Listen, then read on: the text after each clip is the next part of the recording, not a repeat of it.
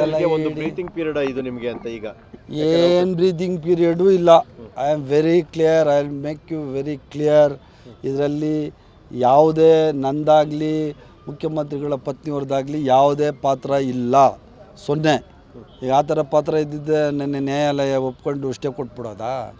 ಏನೂ ಇಲ್ಲ ಅಂತಲೇ ಘನತೆವೆತ್ತ ನ್ಯಾಯಮೂರ್ತಿಗಳು ನೆನ್ನೆ ಅವ್ರಿಗೆ ವಾಪಸ್ಸು ಕ್ವಶನ್ ಕೇಳಿ ಈ ಕೇಸು ಮುಂದಕ್ಕೆ ಹಾಕಿದ್ದಾರೆ. 10ನೇ ತಾರೀಕು ಆದಮೇಲೆ ನೋಡೋಣ. ನ್ಯಾಯಾಂಗದ ಈ ರಾಜ್ಯದ ನ್ಯಾಯಾಂಗದ ಮೇಲೆ, ಸಂವಿಧಾನದ ಮೇಲೆ ಅತಿ ಹೆಚ್ಚಿನ ನಂಬಿಕೆ ಇಟ್ಕೊಂಡಿರೋ ನಾವೆಲ್ಲ ಕಾಂಗ್ರೆಸ್ ಪಕ್ಷದವರು, ನನ್ನ ಒಳಗೊಂಡಂತೆ, ಚಲುವಣ್ಣನ ಒಳಗೊಂಡಂತೆ ಮುಖ್ಯಮಂತ್ರಿಗಳ ಆದಿಯಾಗಿ ನಾವು ಎಲ್ಲರೂ ಮಾನ್ಯ ನ್ಯಾಯಾಲಯದ ಆದೇಶ ಏನಿರ್ತದೆ ಆ ಆದೇಶವನ್ನು ನಾವು ಪಾಲಿಸ್ಕೊಂಡು ಹೋಗ್ತೀವಿ.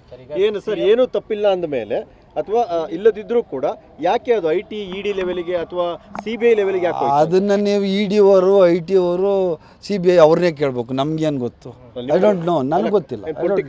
ನನಗೆ ಗೊತ್ತಿಲ್ಲ, ಅದು ಅವ್ರನ್ನೇ ಕೇಳಿ.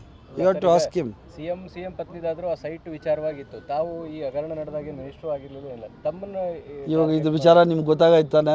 ಹಂಗಾರೆ ದಯವಿಟ್ಟು ಪಾಸಿಟಿವ್ ಮಾಡ್ರಿ. ನೀವು ಕಾರಣದ ಪಾತ್ರ ಏನಾಗರಿ ನಿಮ್ದು ಗೊತ್ತಿಲ್ಲ ನನಗೆ ಏನು ಅಂತ. ನನಗೆ ಬಂದವಾಗ ಆಶ್ಚರ್ಯ ಆಗೋಯ್ತು. ಇದ್ಯಾಕಪ್ಪ ಇದು ನನಗೆ ಬಂದಿದ್ದು ನೋಟಿಸು ಅಂತ. ನಾನು ಅದು ಬಂದಾಗ ನಾನು ಮಂತ್ರಿನೂ ಅಲ್ಲ, ಅದಾದಮೇಲೆ ನಾವು ಯಾರಿಗೂ ಸೈಟು ಕೊಟ್ಟಿಲ್ಲ, ತಗೊಂಡಿಲ್ಲ.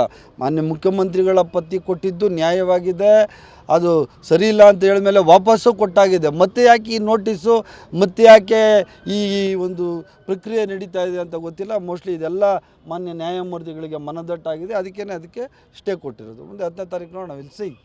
ಎರಡನೇ ನೋಟಿಸ್ ಕೊಟ್ಟಿದ್ದ ಯಾರಿಗೆ? ನನಗಿಲ್ಲ, ಒಂದೇ ನೋಟಿಸು. ಅವರಿಗೆ ಎರಡನೇ ಅದು ಗೊತ್ತಿಲ್ಲ. I don't know.